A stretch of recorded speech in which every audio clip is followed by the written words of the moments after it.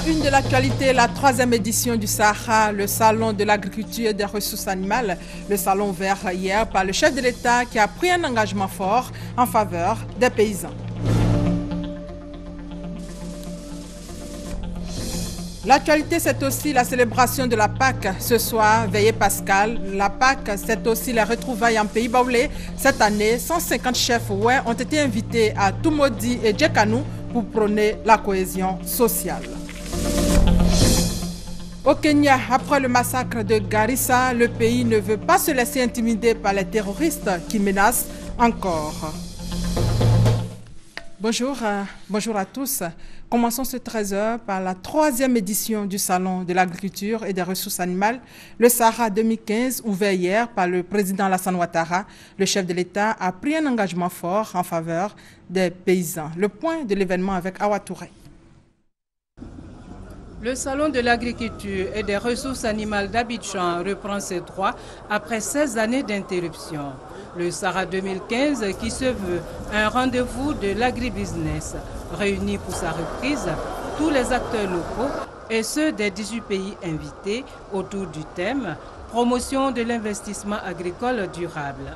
Objectif visé, présenter les opportunités d'investissement, capter des investissements, échanger et partager les expériences sur les grands défis de développement du secteur de l'agriculture.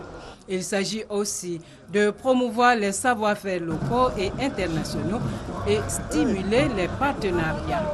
Le président de la République, Alassane Ouattara, qui a placé l'agriculture au rang de ses priorités avec le PENIA, a ouvert personnellement cette 3e édition du Sahara. Une cérémonie marquée par la remise de prix à 10 acteurs du monde agricole qui se sont distingués dans leur secteur d'activité. Chacun d'entre eux a reçu la somme de 5 millions de francs CFA. Le porte-parole des lauréats, Goli Akon Etienne, a salué le président de la République pour ses actions en faveur du développement de l'agriculture et du bien-être des producteurs. Les récipiendaires veulent ici exprimer leur sentiment de joie et de fierté et s'engagent à poursuivre leurs œuvres respectives pour contribuer à assurer davantage la sécurité alimentaire de la population ivoirienne. Pour le maire de Port-Boué, Hortense Akangui, le Sahara 2015 s'inscrit dans l'éventail des grands chantiers du chef de l'État. Et selon Mamadou Sangafoua Koulibaly, ce salon doit être porté à la hauteur des ambitions du président Alassane Ouattara pour la Côte d'Ivoire. Monsieur le Président, pour inscrire de tels résultats dans la durée, les acteurs souhaitent, comme l'ont relevé les panélistes hier, un renforcement du niveau des investissements agricoles, notamment les investissements publics. C'est dans ce cadre qu'ils fondent tous leurs espoirs en vous pour asseoir définitivement le Sahara.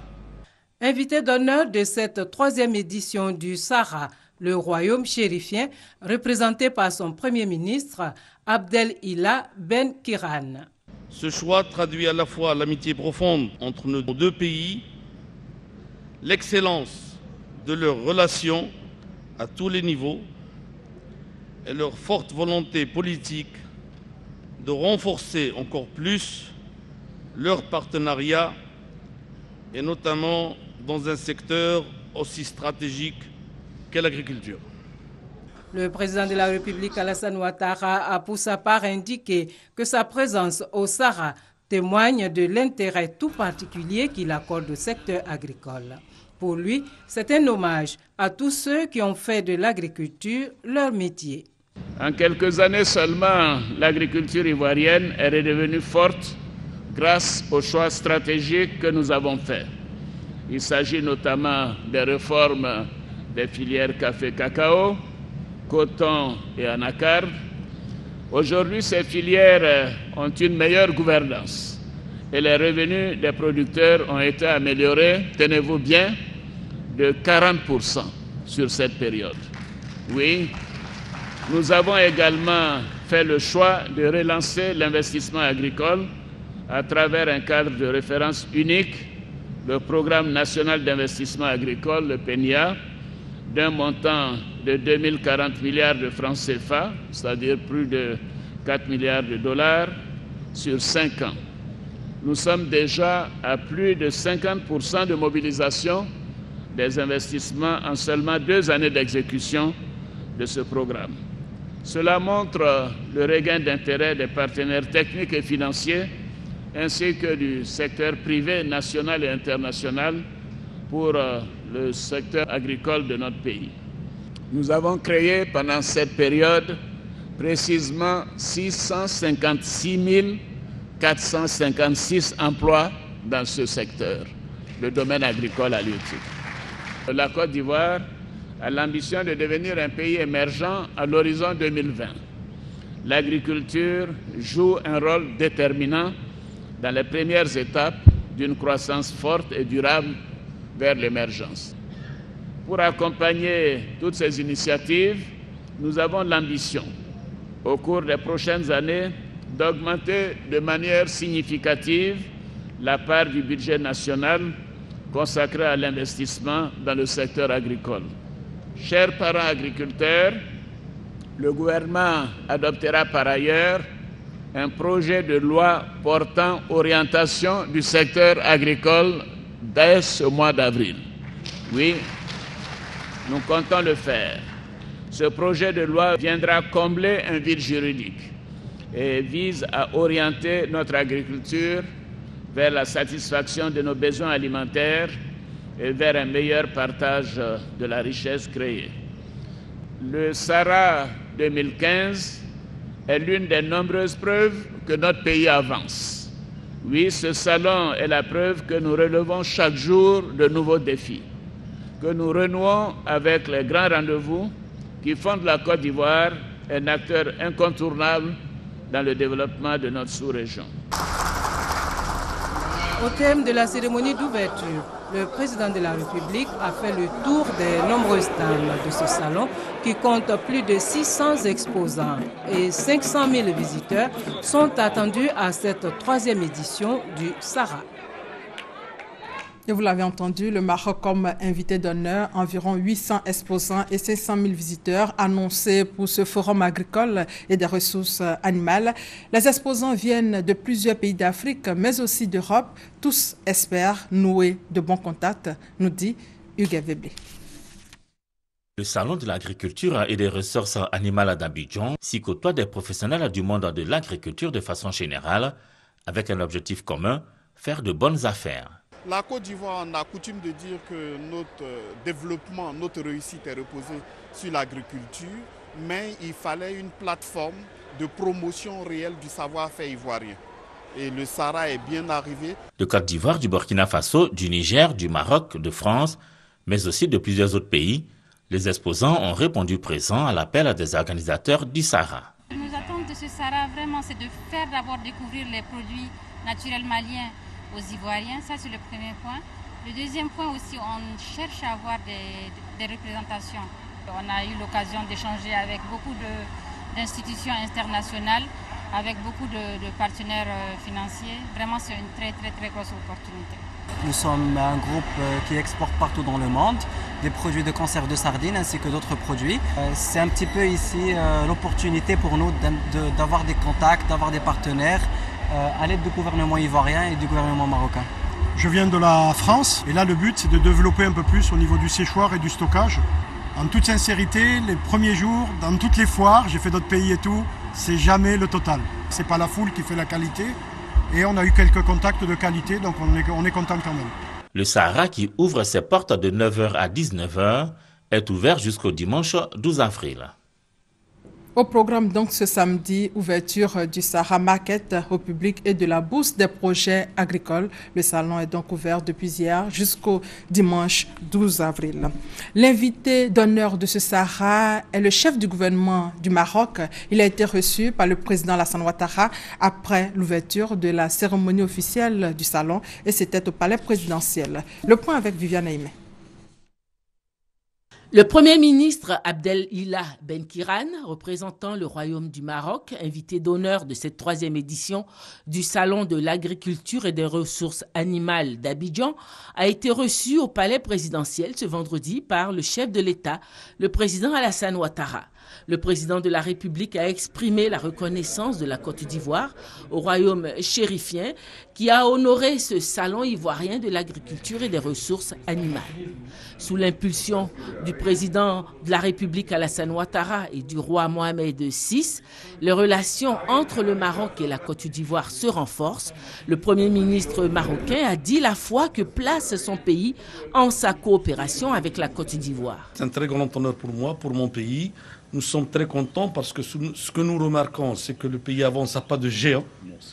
Je crois que s'il continuera sous votre présidence, grâce à vos directives, dans le même sens, et nous sommes très confiants dans cette coopération qui est en train de se renforcer, bien qu'elle soit très forte et très historique depuis toujours. Et nous pensons que quand on fait quelque chose pour la Côte d'Ivoire ou quand la Côte d'Ivoire fait quelque chose pour nous, c'est comme dans une famille. Madame le Premier ministre, merci encore d'être venu honorer le salon de l'agriculture, le 3e salon que nous tenons après ceux de 1997 et 1999.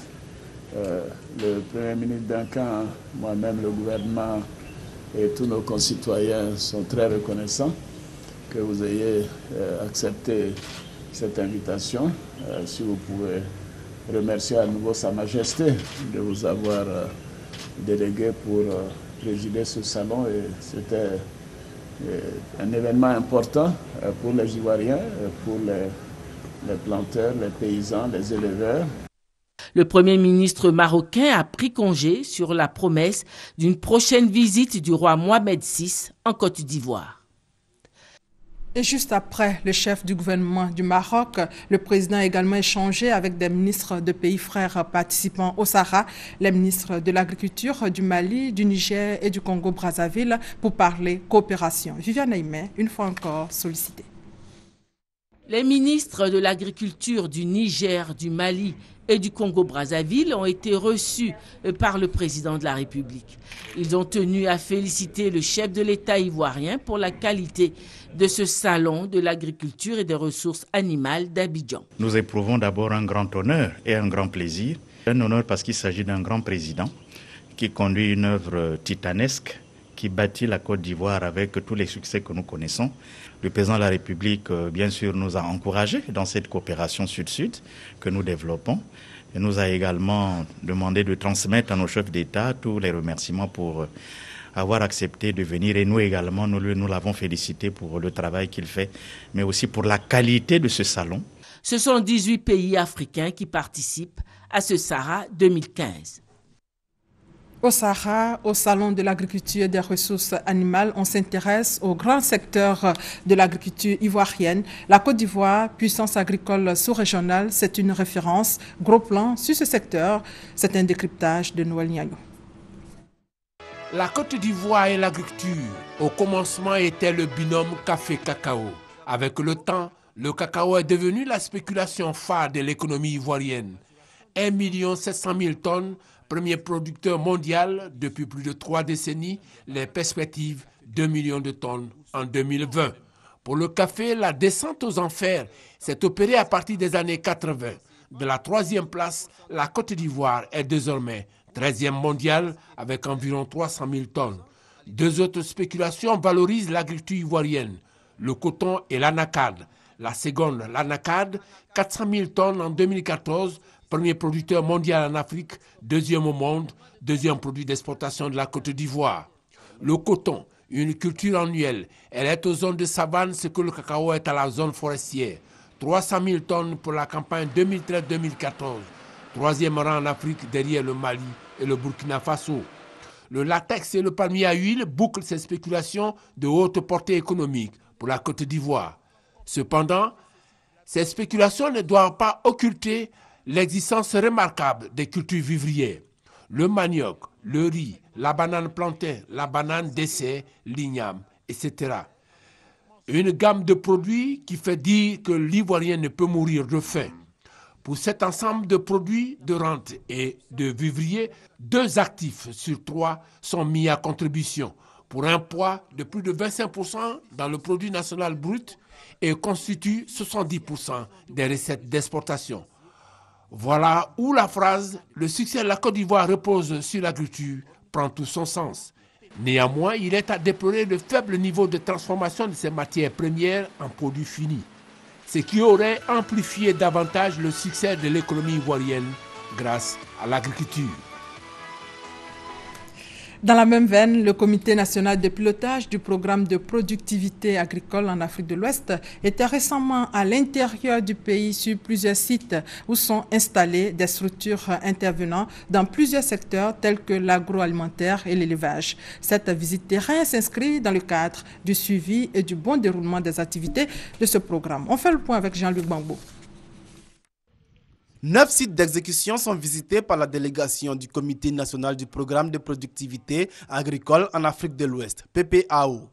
Conduite par son président, la délégation est allée se rendre compte du niveau d'exécution des activités menées par les bénéficiaires du programme.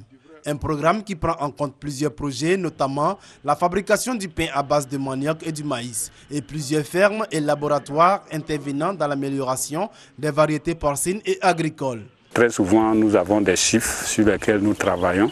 Il est important de venir sur le terrain pour voir véritablement qu'est-ce que ces chiffres traduisent concrètement sur le terrain. Ça, déjà, je peux dire que cet objectif a été atteint puisque nous avons vu les résultats. Cette visite de terrain a permis donc l'instauration d'un cadre permanent d'échange avec les structures bénéficiant de l'appui du programme.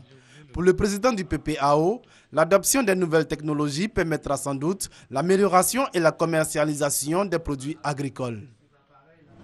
L'actualité, c'est aussi la PAC. Ce soir, Veillée Pascal, c'est aussi l'occasion pour la population du centre de la Côte d'Ivoire de rallier leurs différentes localités. Dans le Bélier, précisément à Toumoudi et Djekanou, la deuxième édition de Pakinou 2015 a eu pour invité 150 chefs traditionnels pour renforcer la cohésion sociale. Franck Quadio pour plus de détails. Ambiance de Pâques à Toumoudi, gare pleine de voyageurs à destination des différents villages de la région. Des activités récréatives, du cross en l'occurrence, une initiative du conseil régional qui pour la deuxième édition du Pakinou dans le Bélier entend occuper sainement ceux qui restent en ville, mais surtout renforcer partout les initiatives de développement et la cohésion. Nous avons invité nos frères du Nord, la Bagoué, qui sont venus vivre avec nous la Pakinou. Cette année, ce sont nos frères et sœurs du Grand Ouest. Des paroles et des actes pour le démontrer. Un tour à la sous-préfecture, en plein centre de la Côte d'Ivoire, un pays baoulé, plus de 150 chefs aidants venus du Tonkpi, du Guémon et du Cavali dans l'ouest de la Côte d'Ivoire, avec tout l'arsenal culturel.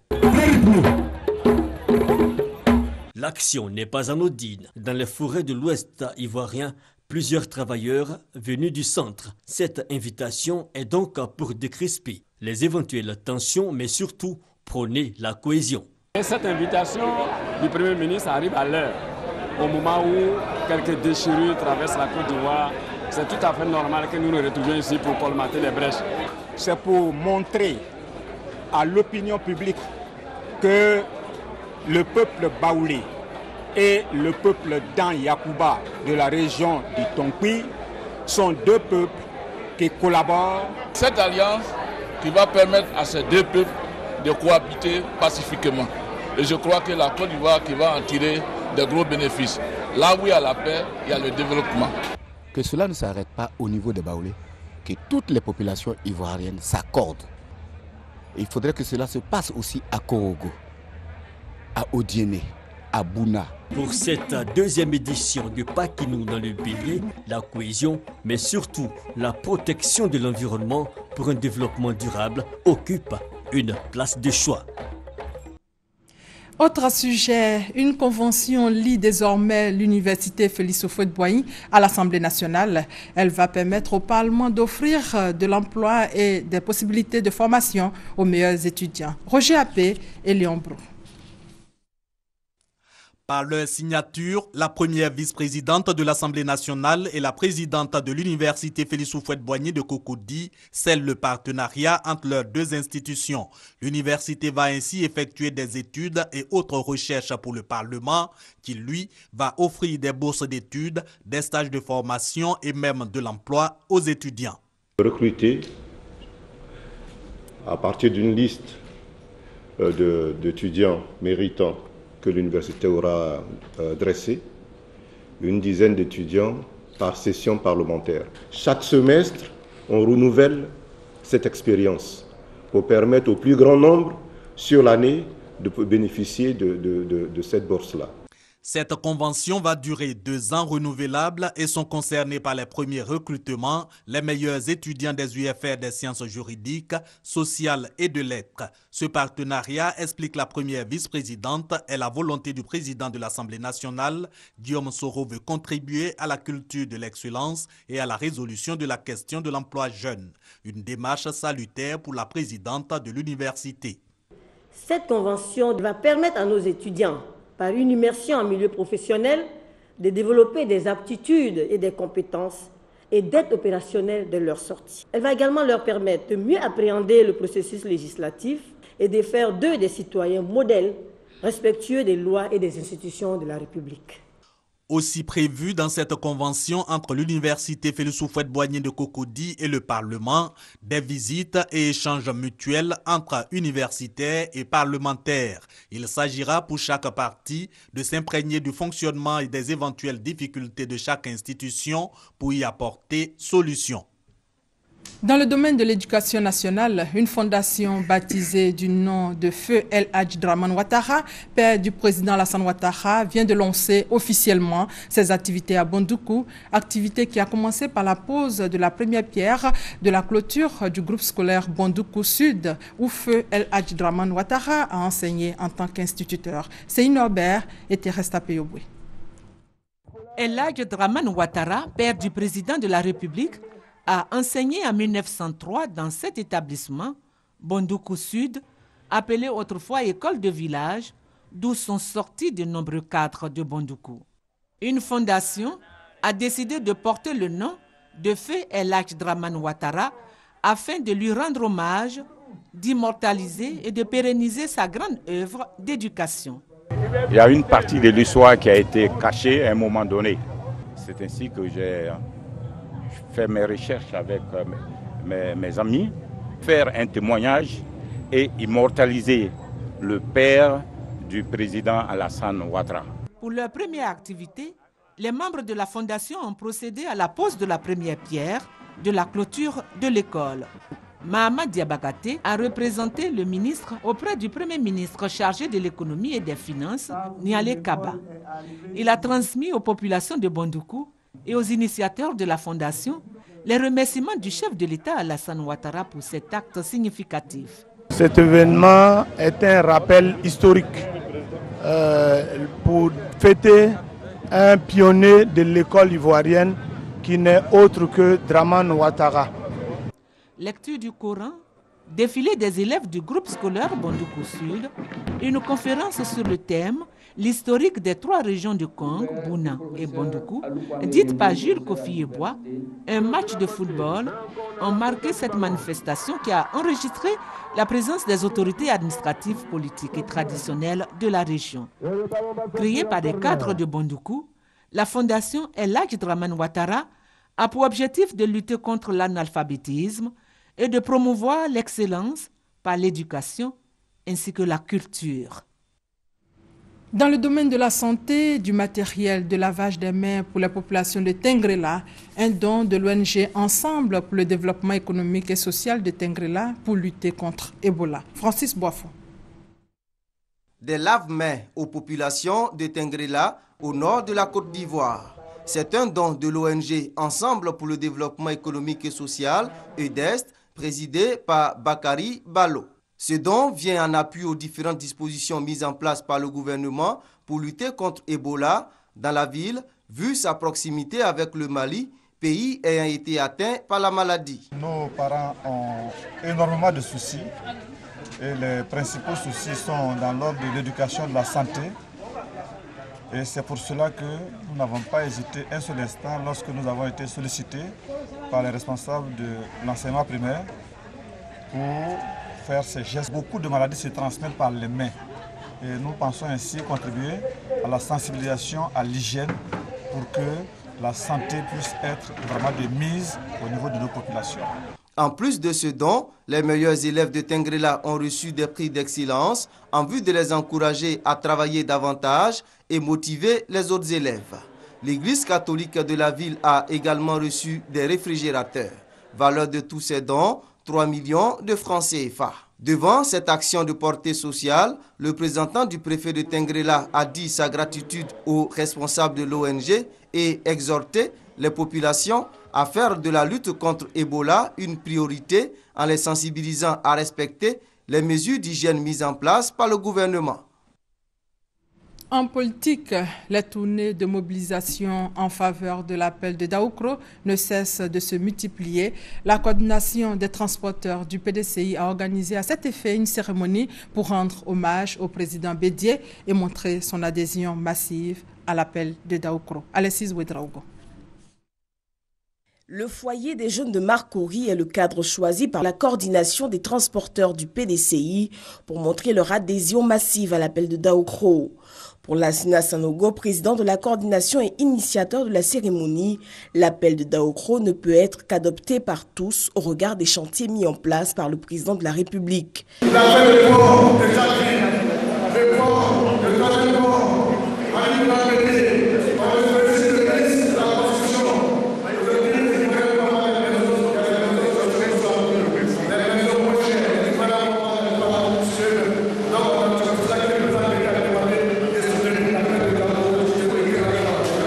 Jean-Baptiste Kouamé, représentant le secrétaire général du PDCI RDA, a félicité les transporteurs pour l'hommage rendu à Bédié.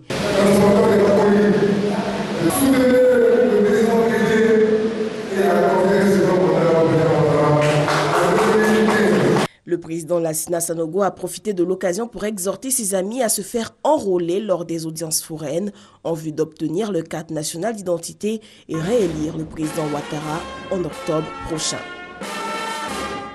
Mathieu Crespin est le coordonnateur Monasco du monde éducatif de la commune d'Abobo. Il a été investi récemment dans le village Abobo-Baoulé. Le point avec Abou Sanogo. Mathieu Crespin, investi coordonnateur du Monasco du monde éducatif au palais de l'unité de la cité d'Abobo-Baoulé dans la commune d'Abobo. En effet, le Monasco du monde éducatif est une coordination du mouvement national de soutien à la candidature unique au sein du RHDP. Il regroupe des personnes qui œuvrent dans le domaine de l'éducation, notamment les administrateurs des établissements universitaires et scolaires, les enseignants et les étudiants. Nous nous engageons au terme de l'élection d'octobre 2015 de faire du candidat à mener à bien cette mission et de faire un mouvement éducatif le levier de la victoire du président Alassane Ouattara. Les différents intervenants ont invité le coordonnateur investi et son bureau à redoubler d'efforts afin de ratisser large dans le milieu éducatif en vue de la réélection du président Alassane Ouattara en octobre prochain. Des prestations d'artistes ont meublé la cérémonie qui a vu également le lancement suivi d'explications du site internet du Monasco RHDP.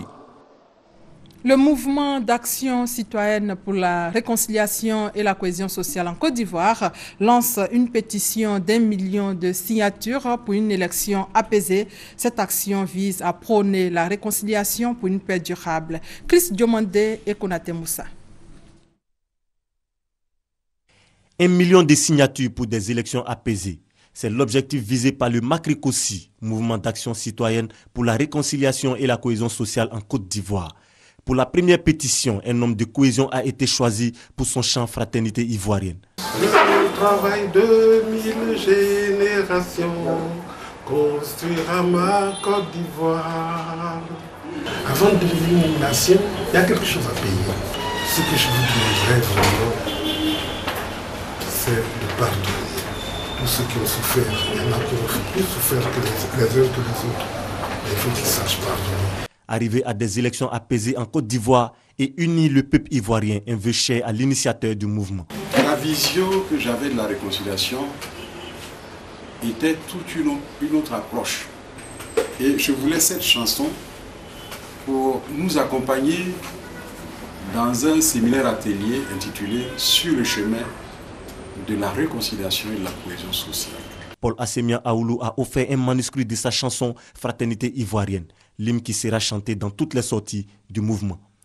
Telle est son unique destinée, puisque brave et fier, mes aïeux sont morts pour la défendre. Terminons avec cette attaque de l'université de Garissa qui a fait 148 morts jeudi dernier au Kenya. Le ministre de l'Intérieur a promis que le pays ne se laisserait pas intimider par les terroristes alors que les islamistes Shebab, responsables de cette attaque, menacent à nouveau le Kenya. C'est la fin de ce 13h, supervisé par Jean-Jacques Wameala. Merci de votre fidélité.